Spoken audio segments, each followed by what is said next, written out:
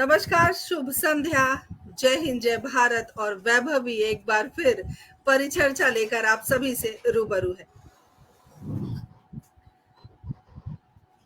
और खास विषय, खास वक्ताओं के साथ, विद्वान वक्ता, विदुषी वक्ता के साथ आज हम कार्यक्रम को लेकर आए हैं। और मुझे बहुत हर्ष की अनुभूति हो रही है कि हिंदी साहित्य संस्थान दिल्ली का यह जो कार्यक्रम है परिचर्चा, जो बहुत ही लोकप्रिय है, इस कार्यक्रम को पूरे 90 हफ्ते होने वाले हैं, यानी कि 89 जो हफ्ता है, हमने आज तक अगर हम जोड़ें तो 89 एपिसोड है हमारा, 89 एपिसोड।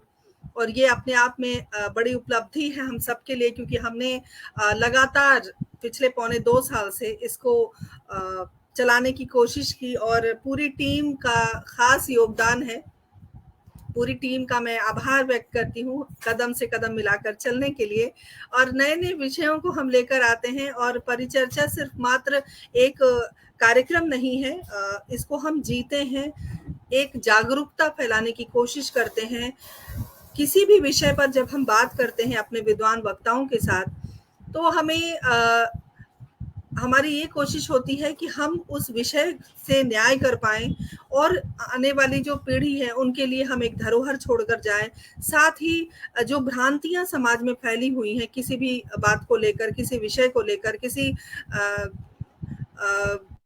जो हम आपस में मतलब आम बोलचाल की जो भाषा है उसमें, या कोई भी ऐसी घटना जिसके बारे में हम सोचते हैं कि नहीं, ये अब हम अपने हिसाब से सोचते हैं, लेकिन हम जब विद्वान वक्ताओं के साथ आते हैं तो एक कंक्लूजन निकलता है उसके बारे में। जब हम बात करते हैं तो हमें लगता है कि हाँ, इसको हम इस नजरिए से भी देख सकते हैं। परिचर्चा का यही अध्याय है और यही हमारा ध्येय है कि हम जागरूकता फैला सकें, समाज को एक नई दिशा दे सकें। और आज जिस विषय को लेकर हम आए हैं, ये विषय आदरणीय डॉक्टर पिलकेंद्र अरोरा जी ने हमें सुझाया, उसके लिए मैं आभार व्यक्त करती हूँ।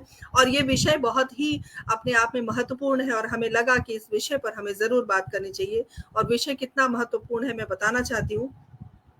हमने विषय लिया हर बार की तरह, इस बार भी अनोखा, क्योंकि देखिए अब हम 100 पायदान पे आने वाले हैं और 100 पायदान पर जब हम पहुंचते हैं तो हम परिपक्व हो जाते हैं और हमारी जिम्मेदारी जो है वो देश के प्रति, समाज के प्रति, उन तमाम लोगों के प्रति बढ़ जाती है जो लोग हमारे साथ जुड़े हुए हैं और जिनके कारण हम इस कार्यक्रम को आगे लेकर जा रहे हैं। तो जो विषय है वो है लेखक बनाम साहित्यकार। कई बार हम सोचते हैं कि जो लेखक है, जो किसी किताब को या किसी टेक्स्ट बुक को लिखता है, आदरणीय सुरेंद्र शर्मा सागर जी हमारे साथ जुड़ गए हैं, जो हमारे पटल के मुख्य सलाहकार हैं, बहुत बहुत अभिनंदन, स्वागत करती हूँ। तो वो बहुत भ्रांतियां हैं कि वो साहित्यकार है, जो लेखक है, जो किसी किताब को लिखता है।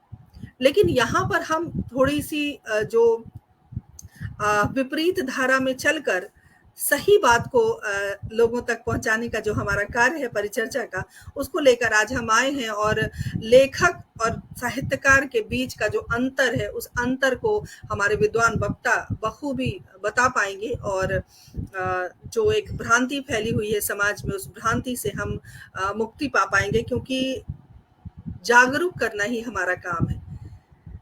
तो आदरणीय डॉक्टर पिलकेंद्र अरोरा जी का हम हार्दिक अभिनंदन करते हैं विषय सुझाने के लिए, और उज्जैन महाकाल की नगरी से हमारे साथ जुड़ने के लिए प्रसिद्ध और वरिष्ठ व्यंग्यकार हैं। बहुत बहुत अभिनंदन, स्वागत। और हमारे साथ डॉक्टर श्रीनिवासन अय्यर जी जुड़े हैं। सभी डॉक्टर यहाँ पे जुड़े हुए हैं मुझे छोड़कर, तो ये भी अपने आप में एक बड़ी उपलब्धि है आज पटल पर। और जैसे कि दर्शक दीर्घा में लोग कह रहे हैं कि बहुत अच्छा विषय है, ये बढ़िया विषय सुझाया है। तो डॉक्टर श्रीनिवासन अय्यर जी, जो कि प्रकांड विद्वान है, संस्कृत के वरिष्ठ साहित्यकार हैं, और इनकी सबसे खास बात, ये हर उस टूटी फूटी चीज को इतना खूबसूरत बना देते हैं और उसको जीवंत कर देते हैं। ये इनके अंदर एक कला है, उस कला को मैं प्रणाम करती हूँ और बहुत बहुत अभिनंदन, स्वागत करती हूँ। डॉक्टर मीनाक्षी जोशी हमारे साथ जुड़ी हुई हैं, वरिष्ठ साहित्यकार है।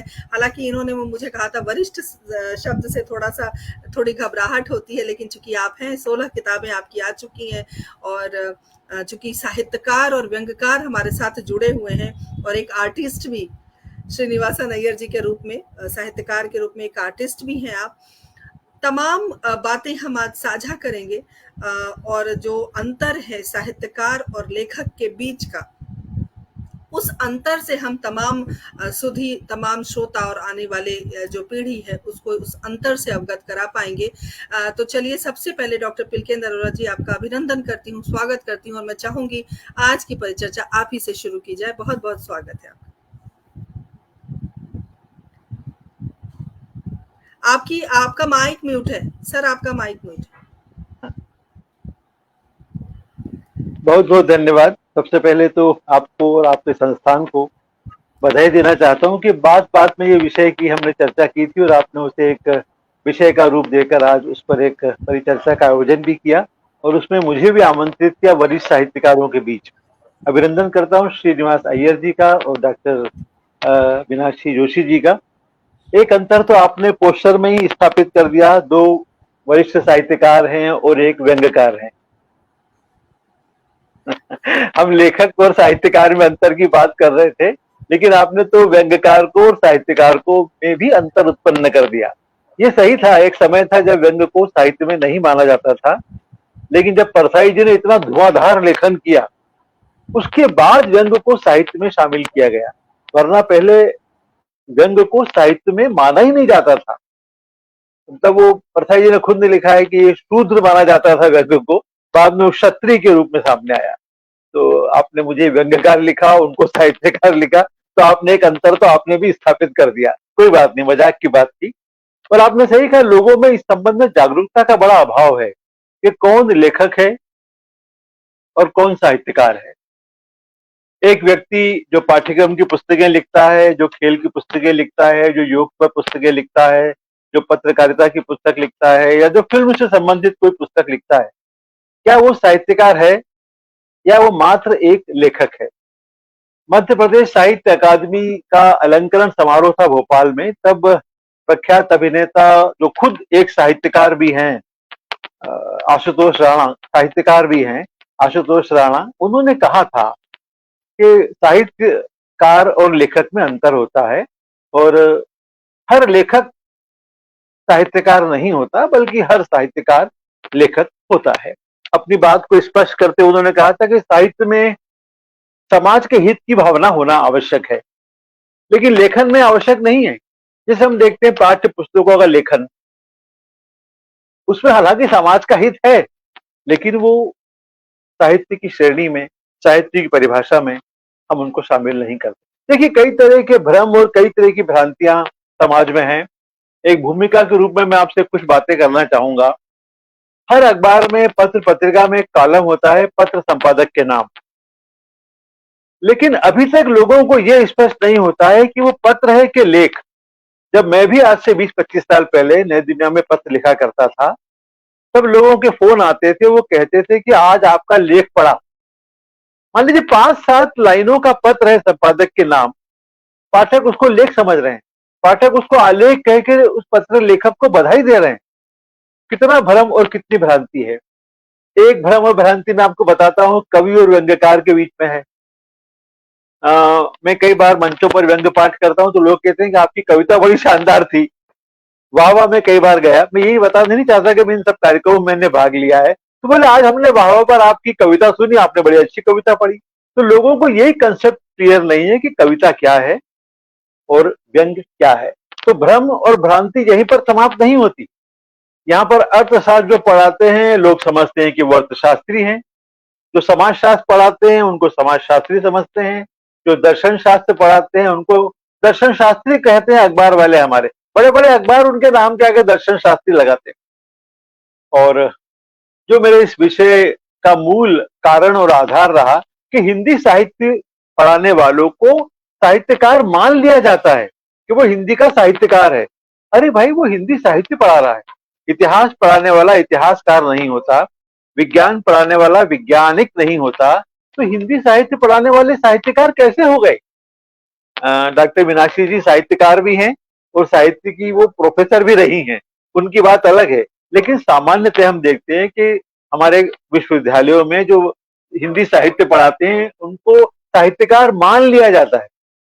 तो ये बड़ा भ्रम और बड़ी भ्रांति समाज में है पाठक समाज में है, उसी को लेकर मुझे भी लगा था कि इस विषय के संबंध में थोड़ी सी जागरूकता, थोड़ी सी चेतना लोगों में आनी चाहिए, और इसी संबंध में मैंने आपसे बात भी की थी। आशुतोष राणा जी के कहने के बाद फेसबुक पर इस पर एक बकायदा बहस भी हुई थी। मैंने भी पोस्ट डाली थी, उसमें कई लोगों ने मेरी बात का समर्थन किया था, लेकिन उन लोगों ने विरोध किया था जो सिर्फ लेखक हैं, साहित्यकार नहीं है।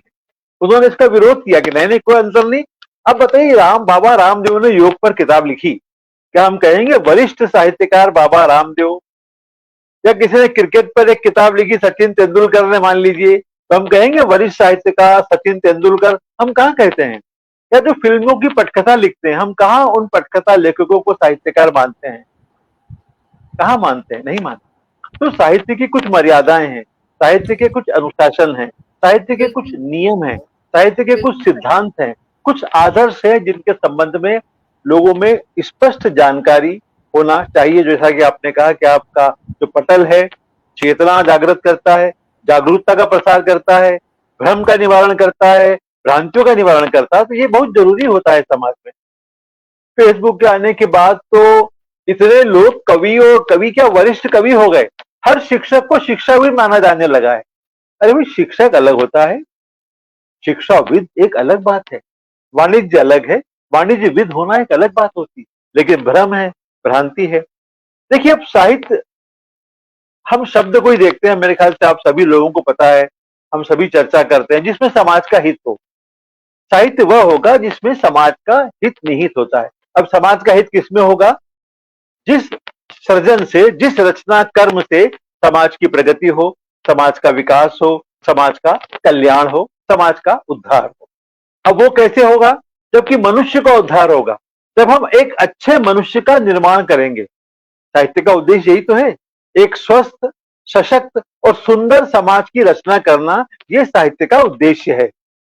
एक सुंदर और स्वस्थ मनुष्य की रचना करना, यह साहित्य का उद्देश्य है। अब वो कैसे पूरा होगा? जबकि साहित्य जीवन मूल्यों की बात करेगा, जब हम नैतिक मूल्यों की बात करेंगे, जब हम चरित्र की बात करेंगे, जब हम राष्ट्रीय चरित्र की बात करेंगे, तभी हम कह सकते हैं कि हम एक अच्छे और बेहतर मनुष्य का निर्माण कर सकते हैं। तो वो साहित्य जो जीवन मूल्य की चर्चा करता है, जो मानवीय मूल्य की चर्चा करता है, जिसमें सत्यम शिवम सुंदरम का भाव है, जिसमें सत्यम शिवम सुंदरम का भाव है, उसी रचना को, उसी लेख को हम साहित्य कहेंगे, और उसके रचनाकार को हम साहित्यकार मानेंगे। हर लेखक को हम साहित्यकार नहीं मान सकते। अब देखिए ना, जासूसी उपन्यास जो लिखते हैं लेखक, तो वे भी हैं।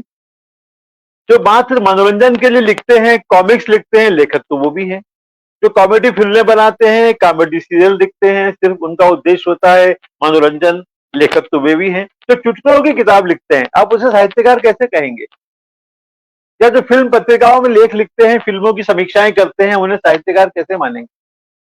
जो श्रृंगार प्रधान रचनाएं लिखते हैं, उन्हें हम साहित्यकार कैसे मानेंगे? या जो अपने राजा, अपने नेता, अपने बॉस के वंदन में, अभिनंदन में, उनके चरण चुंबन में रचनाएं करते हैं। हम पता ना, वीर गाथा काल में कई ऐसे कवि थे जिन्होंने अपने राजा महाराजाओं के प्रशस्ति गान किया।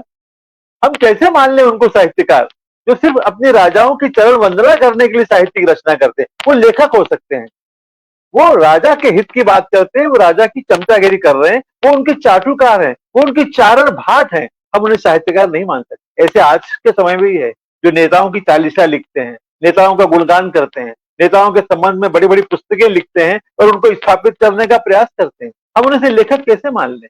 उसमें समाज का हित तो ही नहीं, उसमें तो नेता का हित है, एक पार्टी का हित है, एक व्यक्ति का हित है। वो समाज का हित नहीं है, वो व्यष्टि का हित है, वो समष्टि का हित उसमें कहाँ आता है? अब देखिए, साहित्य के बारे में कहा जाता है कि वो जगत और जीवन की आलोचना है। जिसमें जगत की आलोचना होगी, जीवन की आलोचना होगी, वही साहित्य है। क्योंकि साहित्य जो सत्य का चित्रण करता है, समाज में जो सत्य होता है उसका वो चित्रण करता है, यथार्थ का, और एक आदर्श की कल्पना करता है। आदर्श वही जिसकी मैंने पहले बात की, एक स्वस्थ, सजग, सुंदर और सशक्त समाज की रचना, ये हर साहित्य का और साहित्यकार का उद्देश्य रहता है।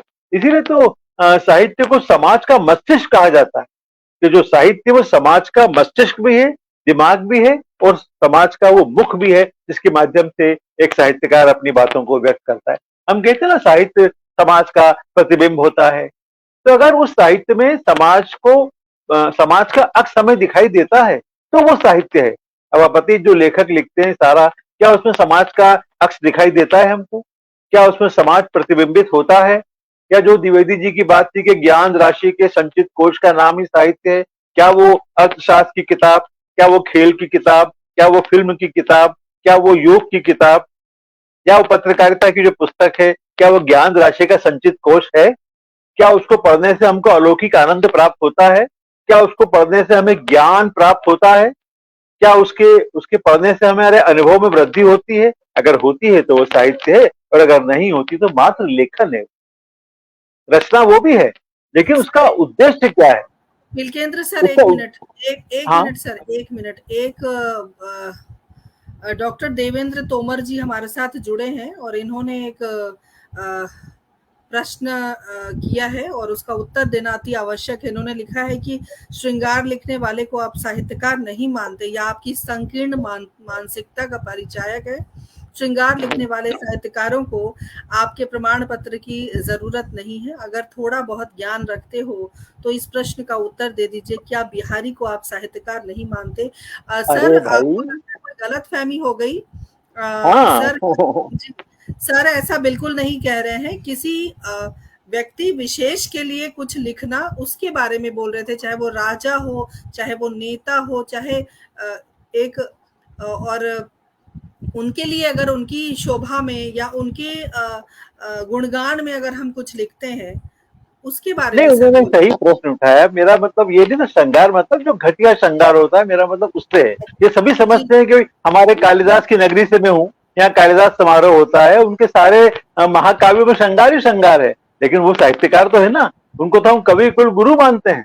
लेकिन जो घटिया और अश्लील श्रृंगार के माध्यम से जो अश्लीलता का चित्रण करते हैं, बेहुदा का चित्रण करते हैं, घटिया चित्रण करते हैं, मेरा इशारा उस और है, बाकी और सर, किसी और बहुत नहीं है। अच्छी बात है सर। पिलकेंद्र सर, अभी बहुत सुंदर चर्चा चल रही है। शुरुआती दौर में ही इस तरह के ये जब आप प्रश्न किसी आते प्रश्न को ऐसा बीच में न करें, बाद में हम उनका जवाब दे हैं, देंगे, जी जरूर क्योंकि जरूर जरूर। हम लोग आपस में परिचर्चा कर रहे हैं।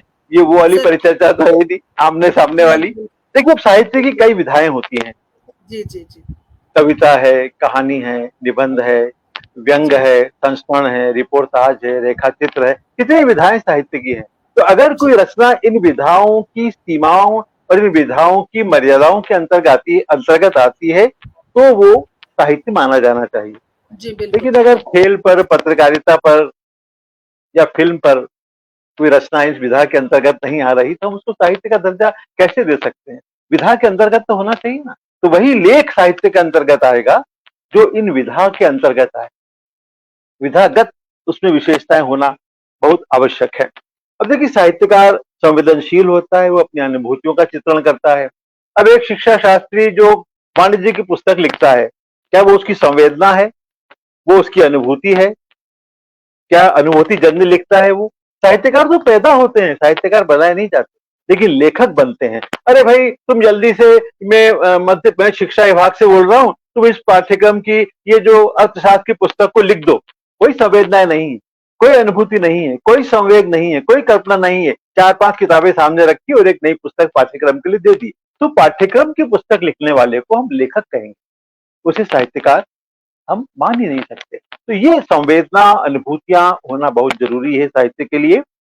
अब जानते हैं, साहित्य तो भाई अध्ययन से, अनुभव से, चिंतन से, मनन से प्राप्त होता है। साहित्य की विधा ऐसे तो होती नहीं, लेकिन लेखन के लिए मुझे लगता है ये सब आवश्यकता है। एक भाषा का बड़ा महत्वपूर्ण प्रश्न है। अब देखिए, साहित्य की जो भाषा एक सृजनात्मक भाषा होती है, एक प्रांजल भाषा में साहित्य की रचना की जाती है। एक जासूसी उपन्यास है, उसकी हम भाषा पढ़ते हैं। एक पत्रिका में किसी ने लेख लिखा, उसकी भाषा कैसी होती है, या समाचार पत्रों में जो लेख लिखते हैं, जो अग्रलेख या साथ में होते हैं, संपादकीय के पास होते हैं, हम उन्हें कैसे साहित्यकार मान सकते हैं? वे पत्रकार हो सकते हैं, क्योंकि उनकी भाषा में वो प्रांजलता नहीं है। उनकी भाषा उस स्तर की नहीं है कि साहित्य की श्रेणी में वो आ जाए। वो लेखक हैं, लेकिन वो साहित्यकार नहीं। वाक्यम रसात्मक काव्यम कहा गया है कि वाक्य में रस होना चाहिए। अब रस हम जानते हैं, करुण रस है, श्रृंगार रस भी है। मैं समर्थन करता हूँ देवेंद्र जी की बात का, लेकिन मेरा आशय अलग था। हास्य रस को भी हम साहित्य में शामिल कर सकते हैं, बशर्ते कि वो घटिया और फूहड़ ना हो। अगर मैं कहूँ कि जितने हमारे हास्य कवि हैं मंच के, वो साहित्य की श्रेणी में नहीं आते, सही है, लेकिन अगर वो हास्य शिष्ट हास्य है, अगर वो हास्य निर्मल हास्य है, तो हम हास्य के रचनाकार को भी साहित्य में शामिल कर सकते हैं। वात्सल्य रस है, करुण रस है, तो उस रचना में कहीं ना कहीं रस तो होना चाहिए ना, उस वाक्य में रस उत्पन्न होना चाहिए, तभी तो हमें एक आनंद प्राप्त होगा, जिसे हम अलौकिक आनंद के नाम से कह सकते हैं। अब समय, मुझे लगता है समय की सीमा भी है। मैं एक प्रेमचंद जी की कुछ बातें मैं आपके साथ शेयर करने के बाद अपनी बात को विराम दूंगा, और हमें सुनना भी है। वरिष्ठ साहित्यकार श्रीनिवास अय्यर जी को और डॉक्टर मीनाक्षी जोशी जी को भी हमको सुनना, और उन्हें पर्याप्त समय भी देना है, क्योंकि मुझे तो आपने साहित्यकार माना ही नहीं। अब मैं क्या कहूँ देवेंद्र जी से, मैं तो साहित्यकार भी नहीं, मुझे तो व्यंग्यकार माना गया है। प्रेमचंद जी कहते हैं जिस साहित्य से आप अपनी बात रखिए, फिर आपके सवाल का जवाब मैं दूंगी जी। चलिए देखिए, बातचीत में हंसी मजाक तो चलना चाहिए, ज्यादा गंभीर नहीं होना चाहिए हमें। प्रेमचंद जी कहते हैं जिस साहित्य से हमारी सुरुचि न जागे, हमारी रुचि उत्पन्न नहीं हो रही पढ़ने के प्रति, हमारी अभिरुचि उत्पन्न नहीं हो रही साहित्य के प्रति, वो साहित्य कैसे हो सकता है? हमारी आध्यात्मिक और मानसिक तृप्ति न हो। अरे भाई, किसी रचना को, किसी कविता को, किसी ललित निबंध को पढ़कर हमें एक आध्यात्मिक तृप्ति का अनुभूति होना चाहिए, एक मानसिक तृप्ति का एहसास हमको होना चाहिए। अगर नहीं होता तो साहित्य नहीं है, वो सिर्फ लेखन है। कहाँ होता है बाकी विषयों पर के लेखन को पढ़कर?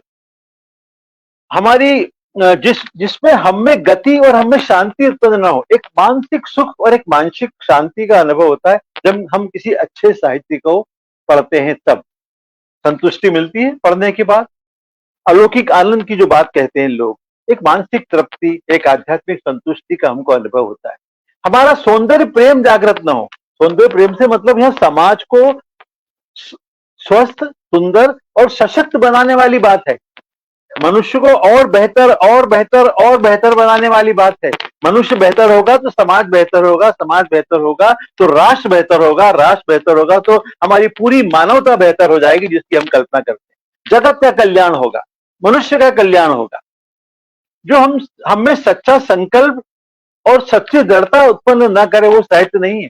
साहित्य को पढ़कर एक संकल्प होना चाहिए, एक दृढ़ता हम में आनी चाहिए कि हाँ भाई, हमने इस रचना को पढ़ा है तो हम ये संकल्प लेते हैं। क्योंकि साहित्य का संबंध तो एक साहित्य तो एक मार्गदर्शक की तरह होता है ना। ये जो हमारा व्यंग है जिसकी हम लोग बात करते हैं, व्यंग का जो उद्देश्य सामाजिक नियंत्रण है।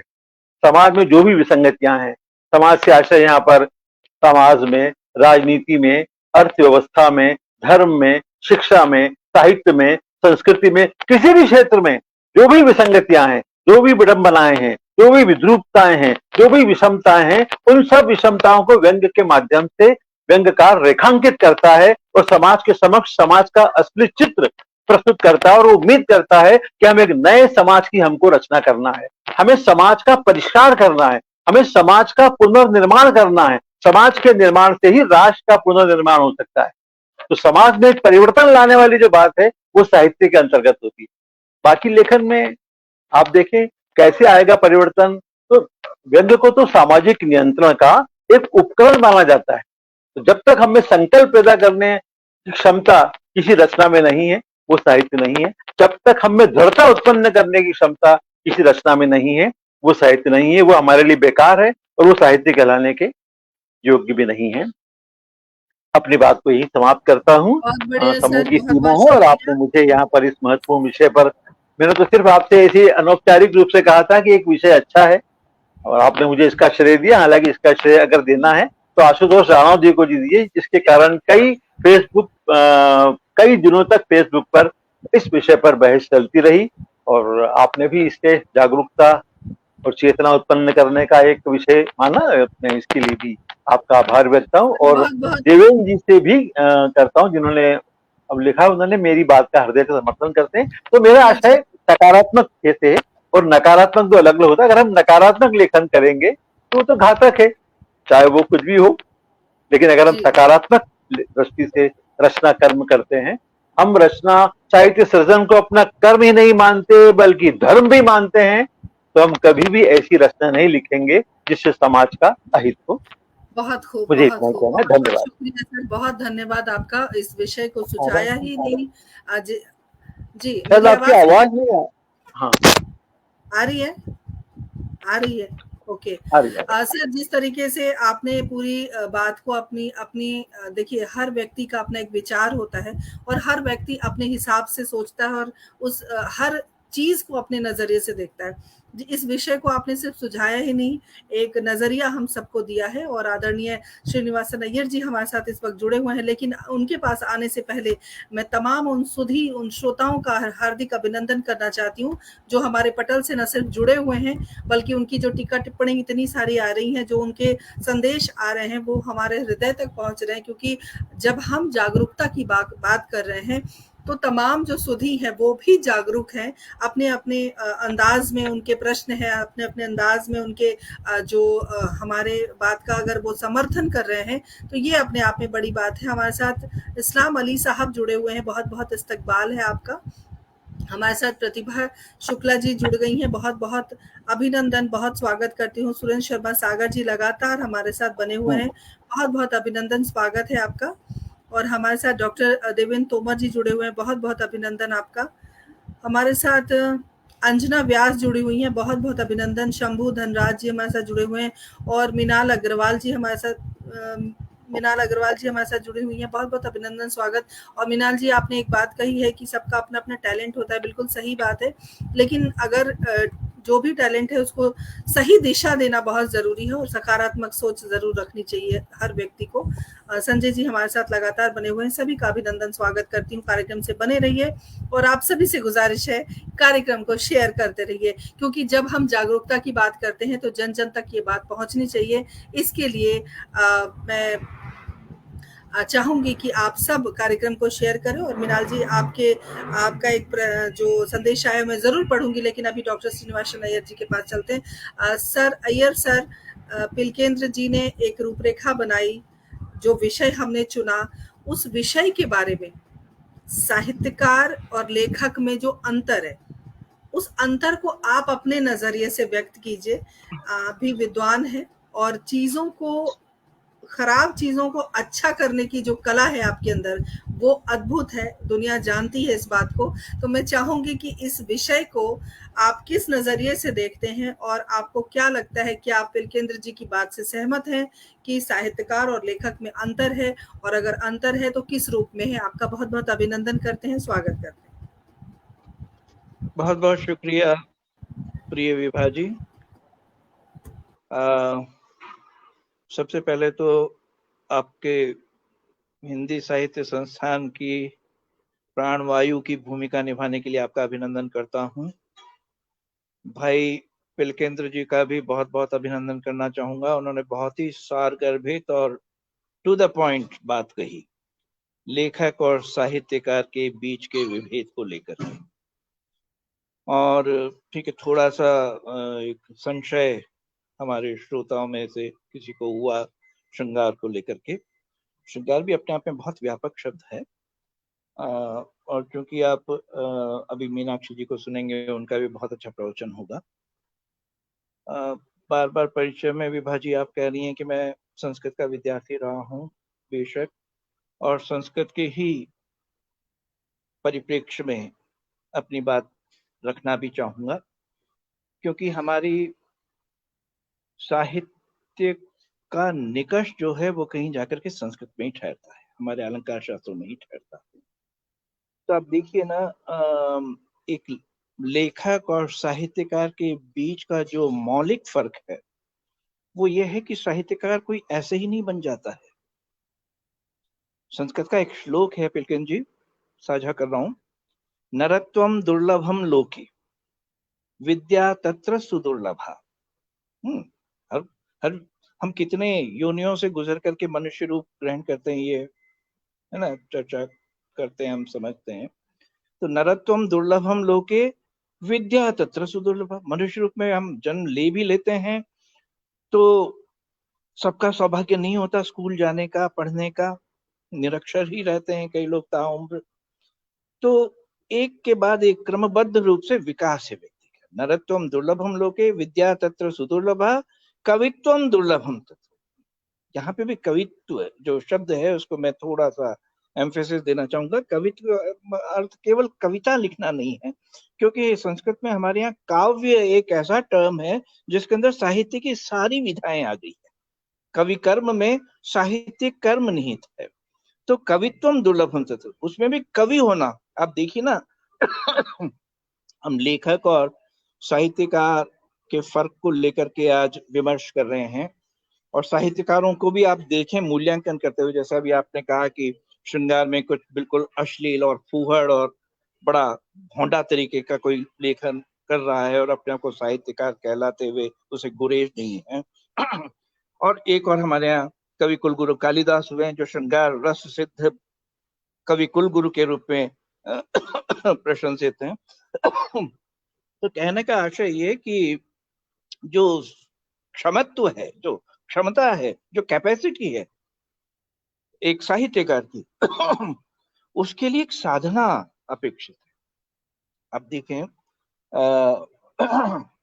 मुझे याद आता है छोटा सा वाकया है। संस्कृत पढ़ते पढ़ाते हुए कभी कभी हम संस्कृत के विद्यार्थी शिक्षक कभी उसको कोट भी कर देते हैं कि किसी ने एक बार पूछा राजा से, पहले किसी जमाने में राजतंत्र के अधीन थी चीजें और उसमें कवियों का बड़ा सम्मान होता था। जैसे हम कहते हैं अकबर के दरबार में भी इतने रत्न थे, इतने राइटर्स थे और ऐसे। उनके सम्मान को देख करके किसी व्यक्ति को ईर्ष्या हुई। उसने पूछा, भैया आखिर ये साहित्यकार करते क्या हैं, क्या आप इनको मालामाल कर देते हो? तो शासक ने कहा, ठीक है, कल आप आ जाइए, देखिए फैसला हो जाएगा। जिनको ऐतराज था कवि को महत्व दिए जाने पे, साहित्यकार को महत्व दिए जाने पर, वो भी पहुंचे अगले दिन, और एक साहित्यकार भी पहुंचा।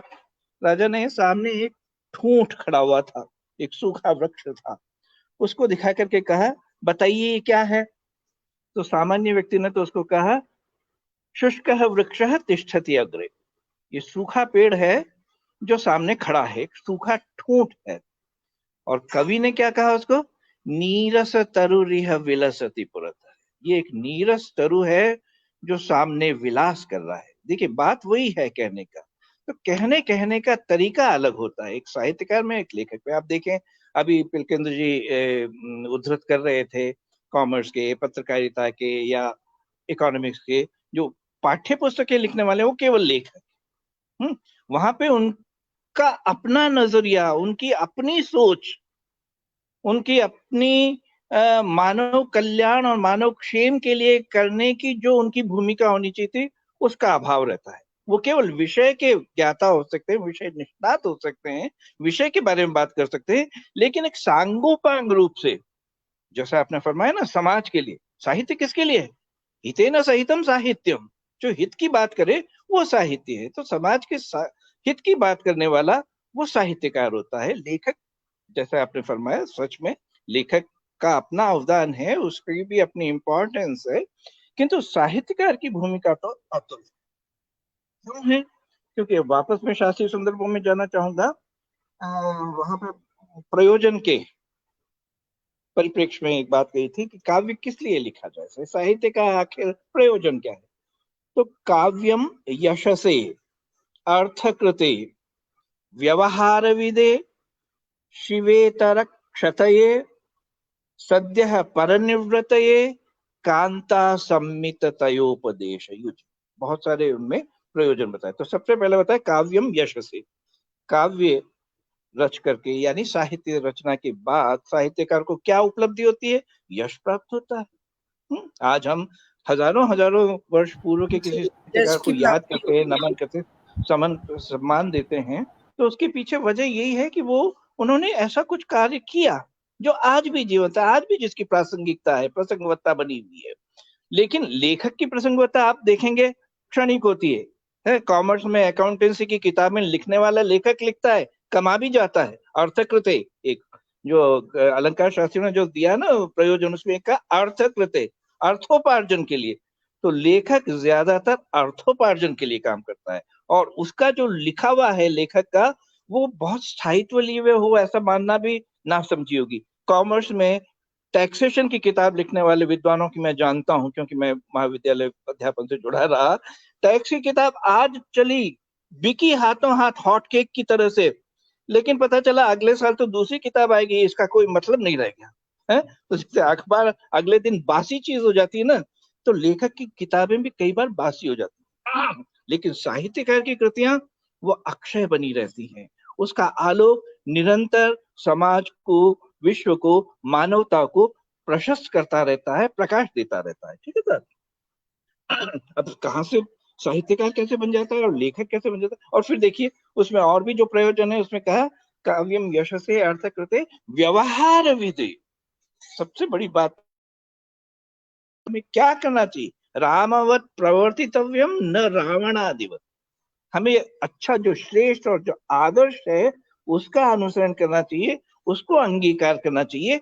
वो साहित्य का दारोमदार होता है। लेखक के सामने ऐसी कोई चुनौती नहीं होती कि वो किसी को गाइडलाइन दे रहा है कि आपको ये करना है या ऐसे करना है या ऐसे करना है।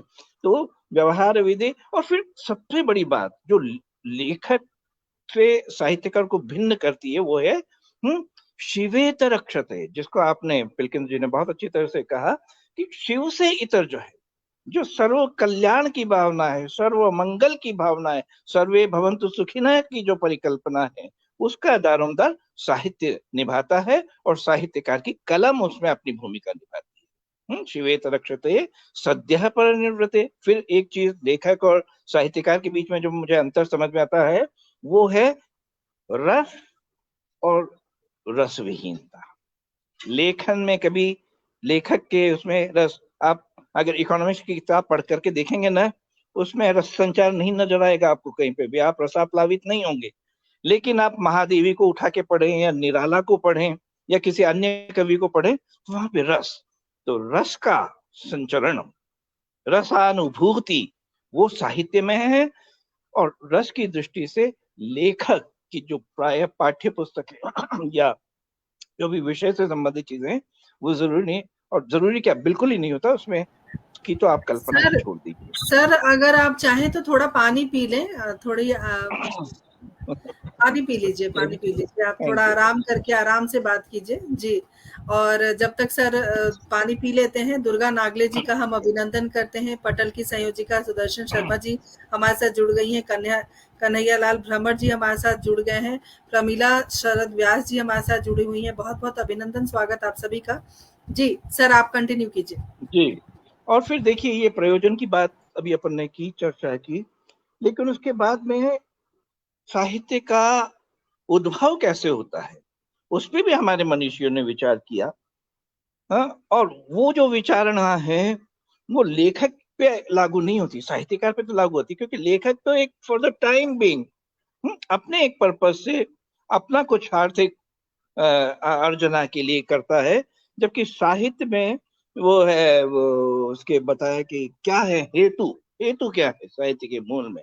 तो हेतुगत विभेद है लेखक में और साहित्यकार में, क्योंकि साहित्यकार में कहा गया शक्तिर, निपुणता, लोक शास्त्र काव्यादि अवेक्षणा, काव्यज्ञ शिक्षाभ्यास इति हेतु तदुद्भवे। यानी शक्ति, सबसे पहले तो प्रतिभा चाहिए। लेखन करने के लिए आप मान लीजिए कॉमर्स की किताब लिख रहे हैं या आर्थिक अर्थशास्त्र की किताब लिख रहे हैं, तो आप 4 किताबें देख लें, कुछ इधर से कुछ इधर से, या आर्टिकल या जो समाज में उस विषय विशेष को लेकर के हो रहा है उसको लेकर के आप कंपाइलेशन होता है। साहित्य ऐसा नहीं था, साहित्य आत्मा से जुड़ता है ना। तो शक्ति, जो शक्ति यहाँ पे कहा गया है हेतु के रूप में, दैट इज पोटेंशियल, क्षमता, नैसर्गिक क्षमता। हर कोई कवि नहीं होता है, देखिए हर कोई साहित्यकार नहीं होता है, वो भी कुछ ईश्वर प्रदत्त एक क्षमता है, ईश्वर प्रदत्त एक शक्ति। शक्ति, निपुणता, फिर दूसरी चीज अगर किसी में प्रतिभा नहीं है तो भी निपुणता वो कर सकता है। एक तो इनबॉर्न टैलेंट होता है और एक होता है मेन मेड, प्रैक्टिस से जो हम अर्जित करते हैं। तो निपुणता, लोक शास्त्र काव्य आदि अवेक्षण, लोक को देख करके, शास्त्र को पढ़ करके, सबको देख करके, आदि अवेक्षण, लोक शास्त्र और काव्य, हमसे पूर्ववर्ती जितने साहित्यकार में उनको पढ़ते हैं, उनसे हम तलाशे जाते हैं, वो हमें निखारते हैं, वो हमारे सोच को उद्बुद्ध करते हैं, तब जाके साहित्यकार बनता है। आपके इकोनॉमिक्स की या दूसरे विषय की जो पाठ्य पुस्तक लिखते हैं, उनको कोई पूर्ववर्तियों से कोई प्रेरणा लेने की जरूरत नहीं पड़ती। वो अपने स्तर पे जो भी कहते हैं तात्कालिक आवश्यकता की पूर्ति के लिए, वो लेखक, तो ये लेखक और साहित्यकार के मध्य की दूरी है, मैं मानता हूँ। फिर निपुणता लोक शास्त्र काव्य अध्ययन काव्यज्ञ शिक्षा अभ्यास इति हेतु सदुत्तर। तो ये जो है, तो जैसे मैंने अभी निवेदन किया था, रस लेखक में नहीं है, लेकिन रस साहित्यकार में है। और देखिए, और एक दिन में नहीं, आप पढ़ा रहे हैं या नहीं भी पढ़ा रहे हैं, लेकिन आप उस विषय के ज्ञाता हैं विषय के बारे में थोड़ी जानकारियां जुटा करके पुस्तक लिख सकते हैं, लेखक बन सकते हैं। लेकिन साहित्य तो पूरी जिंदगी की साधना है सर। मुझे तो अमृता जी की एक पंक्ति याद आती है। उस उम्र के उस पड़ाव पे उनसे जब मुलाकात हुई तो बहुत सारी बातें हुई थी, तो उन्होंने एक बहुत अच्छी बात थी, जाने कौन बो गया अक्षर के बीच, उम्र निकल गई पानी देते देते। तो साहित्यकार की तो ये अगाधता होती, ये गहराई होती है। तो साहित्य, जैसे पिलकन जी ने कहा, मैं भी उनसे पूरी तरह से सहमत हूँ, और मेरी भी यही मान्यता है कि साहित्य का परम लक्ष्य, साहित्य का प्रमुख उद्देश्य एक बेहतर मनुष्य की स्थापना है, बेहतर मनुष्य का निर्माण है। Literary person is truly committed to make this world more livable, more lovable. ये दायित्व होता है जो कि लेखक, तथाकथित जो लेखक हैं शायद उसमें इसकी एक सीमा रहती है। शायद इसीलिए गुलजार साहब की पंक्ति मुझे ध्यान आ रही, उन्होंने कहा था, तुम पैलेट संभालो रंगो बू का, मैं कैनवास आसमां का खोलता हूं, चलो सूरत बनाएं फिर से आदमी की। तो आदमी की सूरत को बेहतर बनाना और आदमी को और उत्तरोत्तर परिष्कृत रूप में उगते हुए देखने की कामना साहित्यकार की होती है। और वही उसका एक परम पवित्र लक्ष्य भी होता है। बहुत अब आप बढ़िया। देखिए, रस ही तो है, रस है तो कालिदास श्रृंगार का रस का एक उत्तुंग व्यक्तित्व बना, करुण रस है तो भवभूति हमारे सामने आए। तो देखिए ना, तो ये सारी ये जो ये क्षेम की भावना है ना, यही कवि, आदि कवि हमारे वाल्मीकि जो हुए, वो भी करुणा से प्रभावित होकर, क्रौंचवध की वृत्तांत से आप सभी परिचित हैं, मां निषाद प्रतिष्ठान तो शाश्वती समायत क्रौंच मिथुनाद एकम अवधि काम मोहितम। तो करुणा, भीतर एक पैशन के साथ साथ कंपैशन, वो एक बहुत जरूरी गुणवत्ता होती है। लेकिन आज हो क्या रहा है, देखिए आप, मुझे तो लगता है, क्षमा चाहूंगा, हम लेखक और साहित्यकार में ही क्यों फर्क करें। आप साहित्यकार में भी बहुत सारे फर्क कर सकते हैं, जैसे अभी पिलकन जी ने कहा ना, श्रृंगार को भोंडे तरीके से है, बिल्कुल एक टिटिलेटिंग तरीके से, केवल एक क्षणिक गुदगुदाने के लिए, जैसे मंची कवि की तरह से कहीं कुछ करना, एक तो वो है। और एक पूरी जिंदगी कुर्बान करके, तबाह करके एक ऐसी अमर कृति तैयार करता है जो देशातीत होती है और कालातीत होती है। तो सर बहुत ऐसे बहुत में बहुत बढ़िया सर, बहुत सुंदर वक्तव्य। और एक बात, एक और टॉपिक मुझे लगता है सूझ गया आदरणीय पिलकेंद्र सर। जैसे कि सर ने कहा, जो साहित्य की चर्चा चल रही है, तो साहित्य की दिशा और दशा पर भी हम एक बार बात करेंगे कि किस स्थिति में अभी साहित्य पहुंचा है। और श्रीनिवासन अय्यर सर, बहुत बहुत आभार आपका। मैं चाहूंगी कि हम मीनाक्षी जी को भी सुने, तो आप थोड़ा सा समय मुझे दे दें ताकि जी, मैं मीनाक्षी जी को भी आमंत्रित मैं कर बहुत सकूं। जल्दी अपना समाप्त करूंगा। मैं जो अभी जी आखिर में जिस जी बिंदु पे मैंने दिशा निर्देश दिया था, वो ये कि साहित्यकारों में भी आप देखिए ना, एक सच में साहित्य को जीना, मैं तो समझता हूँ वो साहित्यकार की सच्ची परख है। लेकिन यहाँ होता क्या है, साहित्यकार दिखना चाहते हैं लोग, साहित्यकार होना नहीं चाहते, या होते हुए वह साहित्यकार हैं ये जताना चाहते हैं। ये बड़ा एक दुर्भाग्यपूर्ण है, और एक एक बड़ा एक विचारणीय प्रश्न भी है, क्योंकि मैंने कभी इससे आहत होकर के छोटी सी कविता लिखी थी, वो कहीं प्रकाशित भी हुई थी, वो वाचन करके मैं अपनी बात समाप्त करूंगा। वो ये था क्योंकि मैं अपने इर्द गिर्द भी कई लोग देखता था कि नाम बड़ा है उनका, बहुत हाई प्रोफाइल लेखक हैं, लेकिन जब नजदीक से देखते हैं तो पता चलता है अरे ऐसा भी होता है कि बाहर से इतना भव्य और भीतर से इतना बौना। क्षमा चाहूंगा मैं, हाँ, जो भी हो सकता है कोई इस चीज को रियलाइज भी कर ले कि शायद मेरे लिए कहा जा रहा है, मैं उनसे भी क्षमा चाहता हूँ। मेरा इतना सा निवेदन है कि वो एक आत्मालोचन करने का अवसर तो मिलेगा उनको मेरी इस स्तुति से। तो ये थी, गीत लिख लेना महज काफी नहीं, गीत लिख लेना महज काफी नहीं, कवि सा दिख लेना महज काफी नहीं। सांस घुल मिल जाएगी जब आग से, रूप होगा तन महज काफी नहीं। कब कहां कितनों के जख्मों को सिए, आप औरों के लिए कितना जिए, दर्द और करुणा की कोई एक अलग सरित हो, हाँ मन महज काफी नहीं। मच रहा है हर तरफ तांडव यहाँ, मच रहा है हर तरफ तांडव यहाँ, कुरुसुतों की भीड़ और पांडव जहां। दुनिया दो भागों में बट गई है ऐसा लगता है। कुरुसुतों की भीड़ और पांडव जहां, गरल पाई शंभु सा या भीष्म सा, कोई उभरे प्रण महज काफी नहीं। उम्र भर बस दौड़ते फिरते रहे, शुष्क मेघों की तरह घिरते रहे, बरसना हाँ सीख ना पाए अगर, क्या बटोरा धन महज काफी नहीं। गीत लिख लेना महज काफी नहीं, कविता दिख लेना महज काफी नहीं। तो लेखन का कार्य तो बड़ा एक असीम बहुत खूब, विस्तार बहुत लिए बढ़िया, हुए एक शानदार। दायित्व है। उसके प्रति हमें जागरूक होना पड़ेगा, उसके प्रति हमें निष्ठावान होना पड़ेगा, उसके प्रति ईमानदार चेष्टा से हमें समर्पित होना पड़ेगा। यही साहित्यकार का दायित्व है और यही साहित्यकार की पहचान भी है। बहुत बहुत धन्यवाद विभा जी, बहुत बहुत धन्यवाद पिलकिन जी। और अब उत्सुक हम बहन मीनाक्षी जी को सुनने के लिए।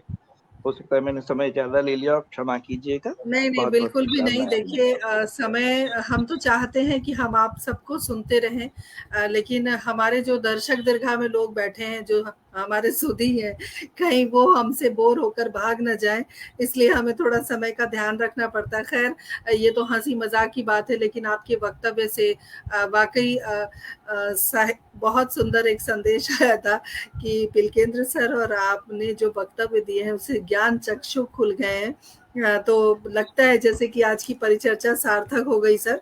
हमने विषय लिया और उस विषय पर जब हम मंथन कर रहे हैं तो बहुत चीजें जो कहते हैं कॉन्सेप्ट क्लियर होना वो हो गया आज।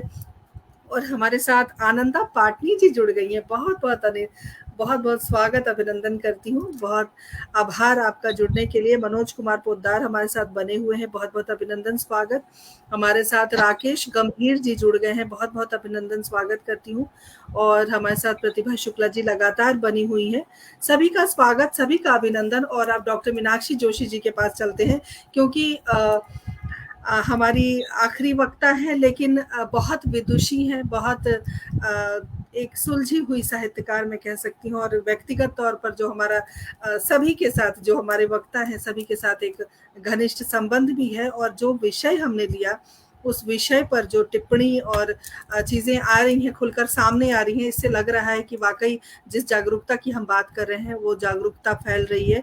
तो डॉक्टर मीनाक्षी जोशी, आपका बहुत बहुत स्वागत, अभिनंदन है। और जानना चाहेंगे कि इस विषय में जो हमारे दो विद्वान वक्ताओं ने अपने वक्तव्य में कहा, कितनी सहमत हैं आप और आपके अपने विचार क्या हैं? बहुत बहुत स्वागत है आपका। धन्यवाद वाग्वी जी। सबसे पहले मैं हिंदी साहित्य संस्थान दिल्ली, उनकी संयोजिका सुदर्शना शर्मा जी, सुरेंद्र शर्मा जी, राजीव अग्रवाल जी और मेरे साथी विद्वान वक्ताओं, वाग्वी जी संचालिका के रूप में आप भी, और पटल से जुड़े सभी मेरे मित्रों को मैं सादर अभिवादन करती हूँ। इतना अच्छा वक्तव्य इन दो वक्ताओं वो सुनने के बाद अब मुझे लगता है कि मुझे बहुत सारी बातों को दोहराने से बचना होगा। सबसे पहले तो मैं ये भी कह दूं कि मेरे नाम के आगे वरिष्ठ साहित्यकार, जिस प्रकार व्यंग्यकार शब्द पे तिलकेंद्र जी ने अपनी बात रखी थी, मैं कदापि साहित्यकार कहलाने के योग्य इसलिए नहीं हूँ कि थोड़ा बहुत पढ़ लिखने से मैं साहित्यकार अपने आप को नहीं मानूंगी। अथाह सागर है साहित्य का, जिसकी बूंद भर भी हम अभी ग्रहण नहीं कर पाए हैं। तो मुझे एक साधारण व्यक्ति के रूप में ये आप स्वीकार कीजिए।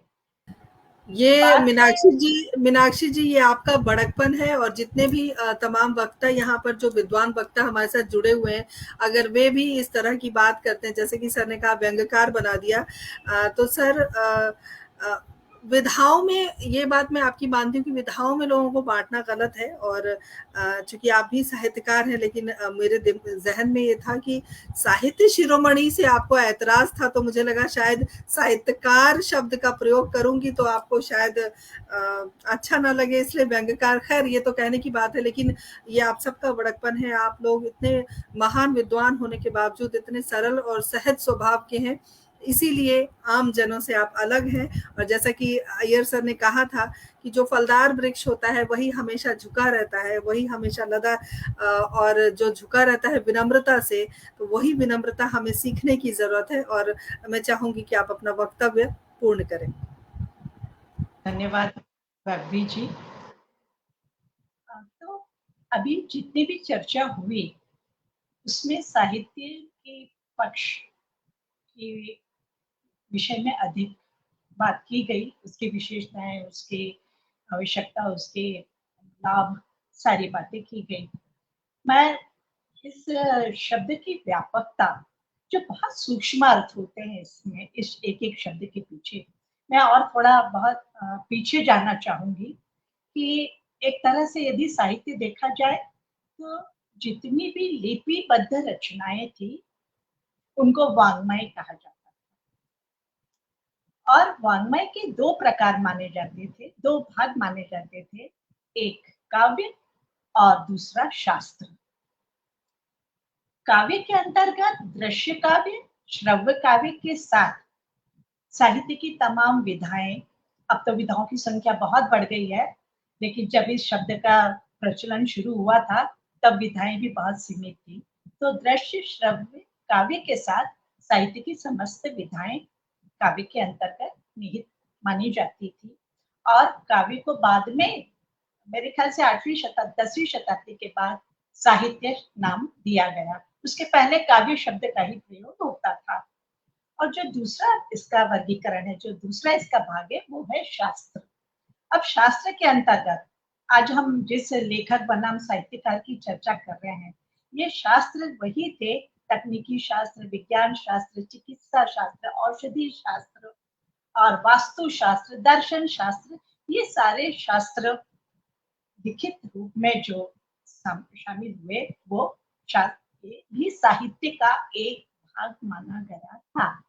अब ये बात अलग है कि फिलहाल हमने लेखक में पाठ्य पुस्तकों के लेखक या विज्ञापन करने वाले लेखक या तमाम अन्य जिसकी अभी चर्चा हुई है उन लेखकों पर बात की। अभी इसमें स्वास्थ्य पर लिखने वाले लेखक, रामदेव बाबा को छोड़कर बहुत सारी पुस्तकें स्वास्थ्य पर लिखी जा रही हैं। दूसरी बात, खेल पर, खेल साहित्य भी एक अलग, पूरा अपने आप में अलग महत्व रखता है। स्वास्थ्य, खेल और पर्यावरण, ये सारे जो विषय हैं, इसका महत्व भी साहित्य से मैं कम नहीं इसलिए मानती हूँ कि देखिए, यदि एक साहित्य की जो परिभाषा है, सबके हित की बात जो हम कर रहे हैं, सबके सबके विकास की बात कर रहे हैं, समाज के विकास की बात कर रहे हैं, तो ये विकास दो रूपों में आवश्यक है। क्योंकि अब जो परिवर्तन आ रहे हैं, आज जो समय इतनी तेजी से बदल रहा है कि हमको अपने वर्गीकरण पर और किसी एक वर्ग को दूसरे वर्ग से अलग करने की, तूल देने की बात पर हमको सिर्फ सिद्धांतों को नहीं पकड़कर चलना होगा। क्यों? क्योंकि आज जो व्यवहारिक जगत में जो हो रहा है, जैसे कि जिसकी हम शिकायत कर रहे हैं कि हर लेखक आजकल अपने आप को साहित्यकार मानता है, जबकि लेखक एक अलग वर्ग है और हम साधारण लोग उसको सामान्य रूप में सबको एक मानते हैं। साहित्यकार और लेखक सब एक मानते हैं।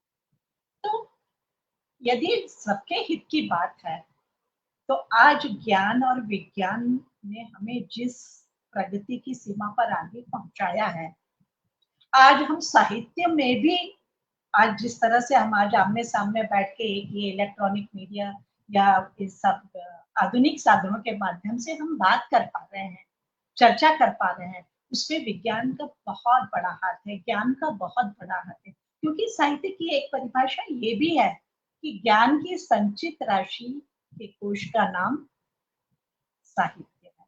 अब यदि ज्ञान के संचित राशि में यदि ये सारे विषय और इसके लेखक जो आज एक समय की आवश्यकता के अनुसार हमको आगे बढ़ने में मदद कर रहे हैं, तो क्या उसे नकारा जा सकेगा? बात ये नहीं है कि हम नकार रहे हैं, बात ये है कि हम उनको साहित्य की श्रेणी से अलग रखना चाहते हैं। बिल्कुल सही बात है, क्योंकि साहित्यकार की सारी विधाएं, कर्म क्षेत्र और जो उनके प्रभाव है वो अलग है और लेखक के अलग है। लेखक में भी अब मुश्किल ये है कि ज्ञान का स्थान, जिन विषयों की हम बात कर रहे हैं, शास्त्रों की बात कर रहे हैं, वो ज्ञान का स्थान अब सूचना ने ले लिया है और ये सूचनाएं वो प्रभाव नहीं डालती है विकास के लिए, वो मार्ग नहीं दिखाती है हमें जो जिस ज्ञान की हमको आवश्यकता है। और इन सबके पीछे एक व्यावसायिकता और एक कहना चाहिए पाचारवाद काम कर रहा है। लेखक यदि उसको हम कहें तो ये वस्तुनिष्ठ लेखन के श्रेणी में उसको रखा जा सकता है और साहित्यकार व्यक्तिनिष्ठ। एक आंतरिक विकास, चारित्रिक विकास, नैतिकता, आदर्श, मूल्य, सत्य, असत्य, उचित अनुचित का निर्णय लेने की क्षमता, वो आंतरिक विकास। और यदि वस्तुनिष्ठ ज्ञान की बात करें तो ये सारे अन्य विषय जो लेखक लिख रहे हैं वो बाहरी विकास, भौतिक विकास। आज कोई एक युवा ऐसा नहीं मिलेगा जो बिना इसके सहारे कहीं आगे अपना भविष्य बना पाएगा। और जो व्यक्ति भविष्य नहीं बना पाएगा, जो व्यक्ति दिन रात अपने कैरियर के लिए चिंतित रहेगा, वो मानसिक शांति या आदर्श की बात कैसे करेगा, वो कैसे मूल्यों का पालन करेगा। तो मुझे लगता है कि बहुत अच्छी बातें कही थी हजारी प्रसाद द्विवेदी जी ने। उन्होंने एक शीर्षक ही दिया था उसका, लेखन का, अपने रचना का, कि आंतरिक शुचिता आवश्यक है। और बहुत सुंदर उसमें एक उदाहरण ये दिया था कि एक बर्तन आप बाहर से कितना भी चमका लो उसको, उसकी कलाकारी देख लो, उसकी डिजाइन देख लो, रंग देख लो, वो बाहर से जितना भी सुंदर हो, पर यदि अंदर से गंदा है, चिकना है, मैल भरा है या बदबू आ रही है, तो ऐसे बर्तन का कोई उपयोग नहीं है। ये हमारा मानव जीवन है, इसमें आज के समय के अनुसार हमको दोनों को साथ लेकर चलना पड़ेगा, बशर्ते दोनों अपने उद्देश्य से ना भटके।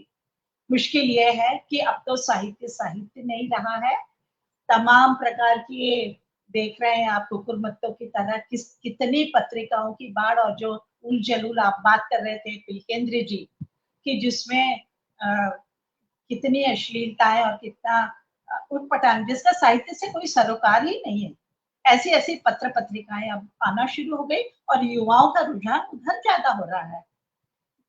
ज्ञान विज्ञान की किताबों में भी अब वो गौण स्थान उनमें आ गया है, क्योंकि अब उनकी भी महत्ता युवाओं में उतनी ही रही है जितना उनको परीक्षा पास करनी है, विकास के लिए कुछ नहीं। तो मेरा कहना ये है कि यदि हमें समय के अनुसार जो परिवर्तन हो रहे हैं उसमें जो समस्याएं उत्पन्न हो रही है, उनकी चुनौती को स्वीकार तो करना होगा, चाहे वो लेखक के रूप में हो, चाहे साहित्यकार के रूप में हो। एक सवाल और मेरे मन में आता है कि ज्ञान और विज्ञान के माध्यम से जितनी भी दानवीय शक्तियां ज्यादा सामने आ रही है, जो पतन के रास्ते पे हमें ले जा रही है, क्या आज साहित्य में वो ऊर्जा है कि वो इन शक्तियों को, दानवीय शक्तियों को रोक सके जो पहले के साहित्य में थी? जो स्वतंत्रता आंदोलन में जो चमत्कार साहित्य ने दिखाया था, जिस साहित्य के माध्यम से बड़े बड़े लोगों के दिल परिवर्तन, हृदय परिवर्तन हो गए थे, क्या आज का साहित्य उस शक्ति के माध्यम से विज्ञान, ज्ञान और अन्य विषयों पे होने वाले अनावश्यक लेखन या जिसके विकृत रूप हमको जो हानि पहुंचा रहे हैं, क्या यदि साहित्य उसको रोकने में सक्षम है, तो आज मैं साहित्य की शक्ति को बिल्कुल सर्वोपरि मानूंगी। लेकिन समय के साथ एक ये जागृति, एक जागरूकता और समन्वय की भावना बहुत आवश्यक है। मैं चलते चलते मुझे इकबाल का शेर याद आ रहा है। इसमें राजनीति, मनोरंजन और बहुत सारी बातें छूट रही है समय देखते हुए। इकबाल का एक बहुत अच्छा शेर है कि सच कह दूं ए ब्राह्मण। यहाँ पे ब्राह्मण का अर्थ क्या है? मीनाक्षी जी, आप अपनी बात पूरी कीजिए। समय थोड़ा 19-20 चलेगा, लेकिन जिस कॉन्सेप्ट को क्लियर करने के लिए हम यहाँ पहुंचे हैं, उसको अधूरा हम नहीं छोड़ सकते। तो आप अपनी बात रखिए। तो चलिए इकबाल का शेर ही पहले पूरा कर लेती हूँ कि सच कह दूं ए ब्राह्मण। यहाँ पे मैं स्पष्ट कर दूं कि ब्राह्मण का अर्थ जातिगत नहीं है। ब्राह्मण का तात्पर्य उन मठाधीशों से है साहित्य के क्षेत्र में जिन्होंने स्वयं घोषित अपने आप को, जैसे मुझे वरिष्ठ साहित्यकार माना गया, उन्होंने स्वयंभू यश और धन की लालच में जो मठाधीश बैठे हैं वो ब्राह्मण संकेत किया है यहाँ पर। सच कहूं ए ब्राह्मण गर तू बुरा ना माने। सच कहूं ए ब्राह्मण गर तू बुरा ना माने, तेरे सनम कदों के बुत अब बहुत पुराने हो गए। लेकिन मुश्किल यह है कि अब जो नया आ रहा है वो भी तो सब पत्थर के सनम निकल रहे हैं। तो समय के साथ इन सारी चुनौतियों और समस्याओं को बहुत गंभीरता से विचारने की आवश्यकता है। और व्याभि जी, आप मुझे समय दे रही है तो मैं एक बात और कह रही हूँ कि हमने फिल्मों में पटकथा लिखने वाले और गीतकारों को भी क्या साहित्यकार की शैली में श्रेणी जी में जी, मीनाक्षी जी, बहुत अच्छी बात आपने यहाँ पर उठाई है, क्योंकि मैं शैलेंद्र जी के बारे में जरूर बात करना चाहती थी। एक से बढ़कर एक गीत उन्होंने दिए जो आज भी बच्चों की, हमारी खुद की जबान पर है। आवारा हूँ, और इन सारे गीतों को लेकर मतलब उन्होंने इतना कुछ किया, लेकिन साहित्यकार की श्रेणी में उनको हम नहीं रखते। ये भी एक दुर्भाग्य की बात है। जी, बिल्कुल सही कहा व्याभि जी। पर हमें लगता है कि यदि साहित्य का उद्देश्य सबका हित है, तो अभी मुझे याद आ रहा है स्लमडॉग का एक गाना, आपको सबको ध्यान होगा, जय हो वाला गीत। आप गौर कीजिएगा, स्लमडॉग का ये गाना जो है वो तीसरी दुनिया के सबसे निम्न वर्गीय लोगों की अधूरी तमन्नाएं और समस्याओं पर आधारित, जो साहित्य में आज बहुत बड़ा स्थान घेर रहा है। तीसरी दुनिया को लेकर के आज बड़े बड़े मंचों पर विमर्श हो रहे हैं और एक से बढ़कर एक किताबें लिखी जा रही हैं। तो साहित्य में लेखक बनाम साहित्यकार के ना रखकर उन सारी विधाओं को जो अभी भी साहित्य के परिधि से बाहर है, क्यों ना उन पर भी विचार किया जाए। और बहुत एक बात जो मुझे खटकती है वो है राजनीति का बोलबाला साहित्य पर कैसे खत्म किया जाए। ये आधी समस्याएं तो राजनीति ने खड़ी की है। मैं किसी पर आरोप आक्षेप नहीं लगा रही हूँ, परंतु आज देखिए आप, प्रकाशन संस्थाएं पूरी तरह व्यावसायिक हो चुकी हैं। प्रकाशन अब तो ये हो गया है कि आवेदन और प्रविष्टियां मंगवाते हैं साहित्यकारों से पुरस्कार के लिए, और 1000 रुपए आप उसका पंजीयन शुल्क भरिए। यदि ऐसे पुरस्कार और सम्मान साहित्यिक अकादमी संस्थाएं दे रही हैं, तो साहित्य का स्तर क्या होगा। और हम किस विकास की बात कर रहे हैं, हम किस चरित्र और किस, हाँ ये बात जरूर है कि साहित्य में अब भी वो शक्ति है जो रस, छंद, अलंकार और अपनी अभिव्यक्ति की कला के माध्यम से आपको प्रभावित करने की इतनी शक्ति रखती है कि आप सारी समस्याओं से निश्चित रूप से उबर सकते हैं और साहित्य के माध्यम से अपना रास्ता, अपनी मंजिल पा सकते हैं। धन्यवाद।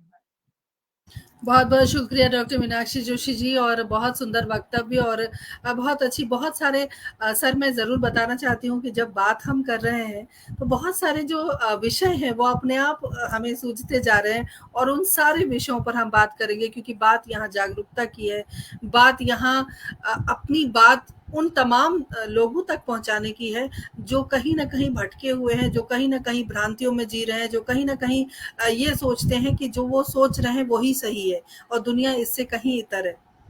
तो हम उन तमाम विषयों पर हम ज़रूर बात करेंगे। हमारे साथ कुछ नए मेहमान जुड़े हैं, ज़रा हम उनका अभिनंदन करें। सार्वरी चतुर्वेदी जी हमारे साथ बन गई हैं, बहुत बहुत अभिनंदन, स्वागत। राकेश गंभीर जी लगातार बने हुए हैं।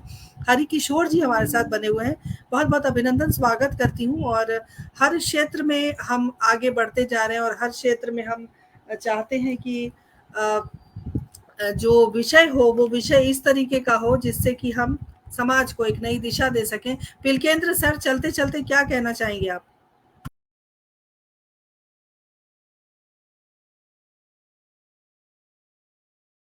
सर आपकी आवाज नहीं आ रही है, सर आपकी आवाज नहीं आ रही है, माइक नहीं, बंद जी। सबसे पहले तो मैं आपका आभार व्यक्त करता हूं कि आपने एक अनौपचारिक बातचीत में जो बात हुई थी उसको आपने इतनी गंभीरता से लिया और मेरे विचार का सम्मान किया, बल्कि एक पूरा सत्र इस विषय को समर्पित किया और मुझे दो वरिष्ठ साहित्यकारों से परिचित कराया। हालांकि मीनाक्षी जी से मैं पूर्व परिचित, अय्यर साहब से परिचित कराया। हमारे भी उज्जैन में संस्कृत के, मेरे घर के सामने रहते हैं, आप आए थे, पंडित केदारनाथ जी शुक्ला, बाल शर्मा जी हमारे संस्कृत के रहे, वो वीसी रहे हमारे विक्रम विश्वविद्यालय के। तो जब मैं उनसे संस्कृत के श्लोक या संस्कृत की टिप्पणियां सुनता हूँ तो बड़ा आनंद आता है। वही आनंद मुझे आज अय्यर साहब की बातचीत में आया और बड़ा अच्छा लगा।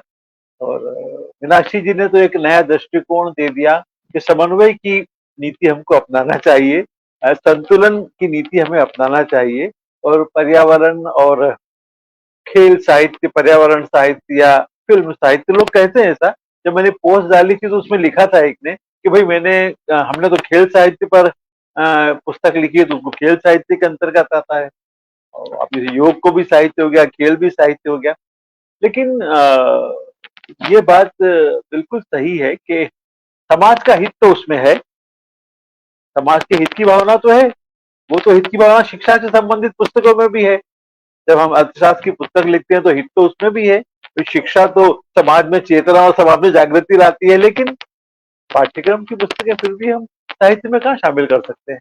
तो वैसे ही कुछ समय साहित्य की जो मर्यादा है, जैसा मैंने कहा, साहित्य के जो अनुशासन है, अगर वो उसके अंतर्गत आती है तो वही साहित्य को माना जाना चाहिए, वरना ये भ्रांतियां, ये भ्रम बढ़ता जाएगा और कई लोग इसका अनुचित लाभ लेंगे। आप देखते हैं फेसबुक पर कितना अनुचित लाभ लोग लेते हैं इन स्थितियों का, और ले रहे हैं लगातार। इस भ्रांति का, इस भ्रम का जो जाने अनजाने में फैला हुआ है हमारे समाज में, साहित्य समाज में, लोग उसका अनुचित लाभ लेते हैं। महिमा मंडन होता है लोगों का। अभी आपने देखा 100 साहित्यकारों की सूची जारी हुई थी, 3 संस्थाओं ने कर दी। पता लगा एक सूची तो फ्रॉड थी, एक सूची फ्रॉड थी, वो जारी नहीं की। उस नाम की कोई संस्था ने खंडन किया, अखिल भारतीय साहित्य परिषद ने खंडन किया कि हमने सूची जारी की नहीं। अब जो एक व्यक्ति ने सूची जारी की, वो कार्यक्रम करना चाहते हैं 100 रचनाकारों का, तो उन्होंने जाने से इनकार कर दिया। वहां पर 100 में से खाली 14 रचनाकार ही तैयार हुए उस कार्यक्रम में जाने के लिए। तो समाज में कई तरह की भ्रांतियां हैं, भ्रम हैं। उन भ्रमों का निवारण और भ्रांतियों का निवारण ऐसे आयोजनों से जो आप करते हैं, या समाचार पत्रों से, पत्रिकाओं से, ऑनलाइन आयोजन से या ऑफलाइन आयोजन से हो, उतना अच्छा है। जितनी जल्दी समाज में चेतना जागृत हो, अवधारणा स्पष्ट हो, कंसेप्ट क्लियर तो होना चाहिए। कंसेप्ट क्लियर नहीं, आप क्या करेंगे। बस आपने बड़ा अच्छा आयोजन किया, इसके लिए आपका आभार व्यक्त करता हूँ। और आपने मुझे 2 वरिष्ठ साहित्यकारों को सुनने का एक सुखद आनंद, एक सुखद अनुभूति भी प्रदान करने का अवसर प्रदान किया, इसके लिए आपका बहुत बहुत शुक्रिया सर। और आदरणीय अय्यर साहब से भी हम जानना चाहेंगे कि चलते चलते आखिर आपके पिटारे में ऐसा क्या है, कौन सा संदेश जो हमारे दर्शकों, हमारे श्रोताओं तक और आने वाली पीढ़ी तक पहुंच सके। क्योंकि जब हम कार्यक्रम करते हैं फेसबुक पर या यूट्यूब पर, और तमाम दर्शकों को बताना चाहती हूँ कि हमारा यूट्यूब का चैनल है, उसे जरूर सब्सक्राइब कर ले, बेल आइकॉन दबाएं, ताकि जो भी हमारे कार्यक्रम होते हैं वो आप तक पहुंच सकें। और यूट्यूब में सर, अगर फेसबुक की दुनिया कंटिन्यू चलेगी, काफी समय तक चलेगी, काफी सालों तक चलेगी, या यूट्यूब का चैनल चलता रहेगा, तो आने वाली पीढ़ी के लिए हम एक धरोहर संजो रहे हैं परिचर्चा के माध्यम से।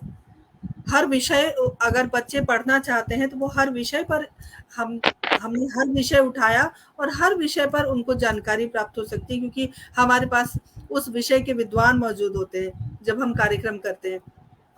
आपके पिटारे में चलते चलते आखिर क्या है, मैं जानना चाहती हूँ, और मैं चाहूंगी छोटा सा संदेश आप जरूर दें।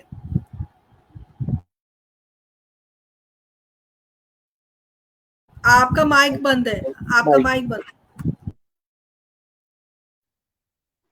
बहुत प्रिय विभा वसुधा, ये जो 2.25 साल पहले आपने प्रारंभ की है यात्रा, मैं इसको ऐसे देखता हूँ, 2 पंक्ति में छोटी सी मेरी कविता अंग्रेजी वो इस पे लागू होती है।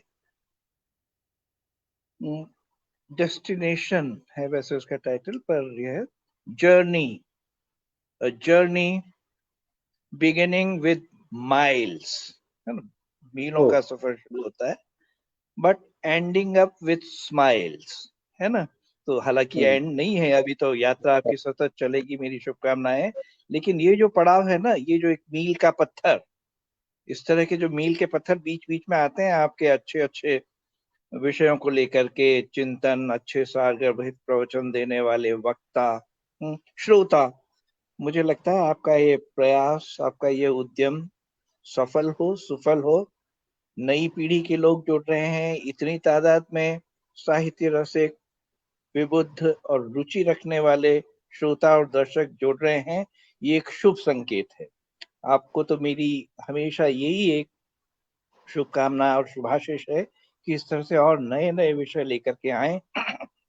बिलकेंद्र जी ने जितनी अच्छी बात कही, और मीनाक्षी जी सच में वैदुष्य की प्रतिमूर्ति होने के साथ साथ वो कितनी सहज हैं, कितने सधे हुए और संतुलित रूप से अपनी बात कह रही थी। मैं तो उनको ध्यान से सुन रहा था।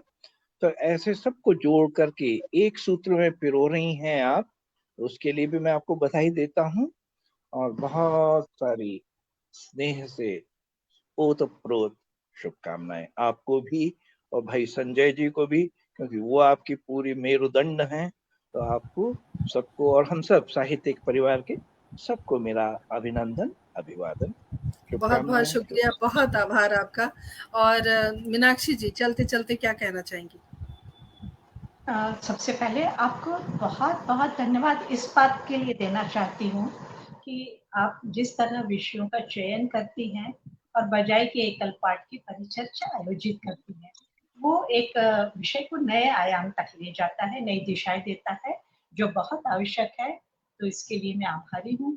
पिलकेंद्र जी और आदरणीय श्रीनिवासन जी, मेरे छोटे भाई पिलकेंद्र जी हैं, उन दोनों को सुनने के बाद मैं इतनी अभिभूत हूँ कि सचमुच कितने कितने पक्ष होते हैं एक विषय के, और इन सारे पक्षों को मैं कहना चाहूंगी श्रोताओं से कि इन सारे पक्षों पर किसी भी विषय के सब पक्षों को जोड़कर निर्णय या उसके प्रति राय बनाने का कष्ट जरूर करें। आज यदि ये विषय नहीं मिला होता तो शायद मुझे आज इतनी संतुष्टि हो रही है कि इस बहाने मैंने कितना पढ़ा।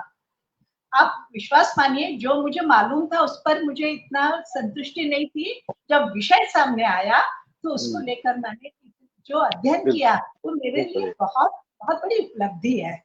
ये मेरी धरोहर होगी जो मैंने पढ़ा और सीखा इन लोगों को, आप लोगों को सुन करके। बहुत बहुत शुक्रिया। और बात जर्नी की श्रीनिवासन जी ने, तो बस 2 पंक्तियां मेरी नहीं है, किसी शायर ने बहुत अच्छी पंक्तियां कही है कि सफर में धूप तो होगी, सफर में धूप तो होगी, अगर जल सको तो चलो, तूफान हजारों मिलेंगे, अगर संभल सको तो चलो, राहें नहीं बदलती किसी के वास्ते, खुद अपनी राह बनाकर चलो तो चलो। धन्यवाद। आप सबको बहुत बहुत शुभकामनाएं और धन्यवाद। बहुत बहुत शुक्रिया, बहुत आभार आप सभी का। इसी तरह मनोबल बढ़ाते रहें, हमारा साथ देते रहें। और जब भी मैं पिलकेंद्र सर हों चाहे मीनाक्षी जी हों, मीनाक्षी जी एक बार और हमारे परिचर्चा का हिस्सा रह चुकी हैं, तो जब भी समय समय पर मैं याद करती हूँ तो मेरा सम्मान और मेरे पटल का सम्मान करते हुए आप सब वक्ता हमारे साथ जुड़ते हैं, ये हमारे लिए बड़े सौभाग्य का विषय है। और राकेश गंभीर जी ने संदेश दिया कि इस तरह की परिचर्चाएं जरूर होनी चाहिए। इससे क्या होता है कि जो परेशानियां होती हैं या कभी हम सोचते हैं कि कुछ चीजें हमें पता नहीं चल पा रही या समझ में नहीं आ रहा, तो ये खाद पानी मिलता रहता है। और हमारी जो जिजीविषा है वो हमेशा इसी तरह बनी रहनी चाहिए। विषय की बात अगर हम करें तो हम लगातार अच्छे अच्छे विषय इसलिए लेकर आते हैं क्योंकि हमारे पास अच्छे अच्छे वक्ता हैं आप जैसे। तो जब वक्ता होते हैं तो विषय और निखर के सामने आता है, तो हमारा जो काम है वो आप आसान कर देते हैं। आप जैसे विद्वान वक्ता जब हमारे कार्यक्रम की शोभा बढ़ाते हैं तो हमारा जो काम होता है वो बहुत आसान हो जाता है। मैं हृदय से आदरणीय पुलकेंद्र सर का आभार व्यक्त करती हूँ हमसे जुड़ने के लिए। और इतनी सुंदर जो आज महफिल सजी है वो सारा श्रेय आपको जाता है डॉक्टर श्रीनिवासन अय्यर जी, बहुत बहुत आपका आभार। डॉक्टर मीनाक्षी जोशी जी बहुत आभार। और तमाम सुधी श्रोताओं का मैं हृदय से आभार व्यक्त करती हूँ। बनते हैं आप सभी हमारे साथ जुड़े रहते हैं, तभी हमारा जो ये कारवां है वो आगे आगे धीरे धीरे धीरे धीरे और बढ़ता जा रहा है। और अभी शतक लगाएंगे, शतक के बाद भी योजना है कि इस कार्यक्रम को हम निर्बाध गति से चलाते रहें। और सबसे खुशी की बात ये है कि हमने इसको कभी रुकने नहीं दिया। अगर ये एक एपिसोड से आज 89 एपिसोड तक पहुंचा है तो वो निर्बाध पहुंचा है, बिना किसी रुकावट के। धूप छांव बारिश हर तरह के मौसम को हमने झेला। कई बार पिताजी मेरे आईसीयू में रहे हैं, मैं छोटी सी घटना बताना चाहती हूँ। बावजूद उसके मैंने हॉस्पिटल से भी लाइव किया, घर आकर भी लाइव किया, क्योंकि ये काम जो है ये एक जागरूकता का जो बीड़ा हमने उठाया है उसको हम रोकना नहीं चाहते। और तमाम सुधी जो हमारा इंतजार करते हैं हर रविवार को, तो हम उन्हें उनका दिल नहीं तोड़ना चाहते। इसलिए हम चाहते हैं कि हम इस तरह से कार्यक्रम आयोजित करते रहें और आप सभी वक्ता इसी तरह हमारे साथ जुड़े रहें और अपना आशीर्वाद हमें देते रहें। आपका बहुत बहुत आभार। एक विशेष आभार पिलकेंद्र अरोड़ा जी को, भाई मेरे, कि आपने मुझ पर इतना विश्वास जताया और मुझे इस कार्यक्रम से जुड़ने के लिए बबली जी को हमारे साथ डॉक्टर चंद्रमणि ब्रह्मदत्त जी जुड़ गए हैं। बहुत बहुत आभार आपका जुड़ने के लिए और बहुत बहुत स्वागत अभिनंदन। तमाम सुधियों का हृदय से आभार व्यक्त करती हूँ। अगली बार परिचर्चा के नए विषय के साथ फिर आपसे रूबरू होंगी। तब तक के लिए आज्ञा दीजिए। जय हिंद, जय भारत, शुभ रात्रि। सबको नमस्कार। नमस्कार।